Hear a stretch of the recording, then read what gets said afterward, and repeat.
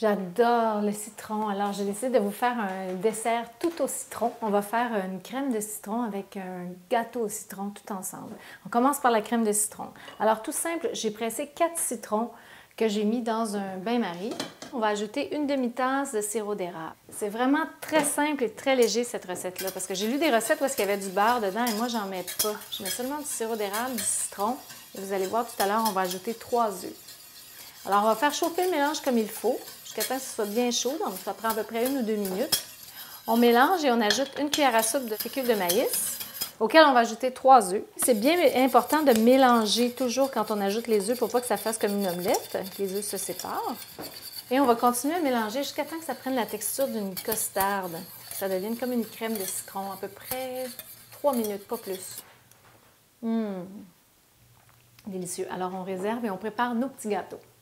Pour les petits gâteaux, on va tout mettre dans un mélangeur. On va mettre une demi-tasse de beurre. On va ajouter une demi-tasse de farine et une demi-tasse de sirop d'érable. On va mettre à mélanger. Et on ajoute 2 œufs. On va ajouter également 2 cuillères à table de poudre à pâte, puis le jus et le zeste d'un citron. Alors, on laisse battre pendant environ 2 minutes, pas plus, jusqu'à ce que le mélange soit bien homogène. Regardez ce beau mélange.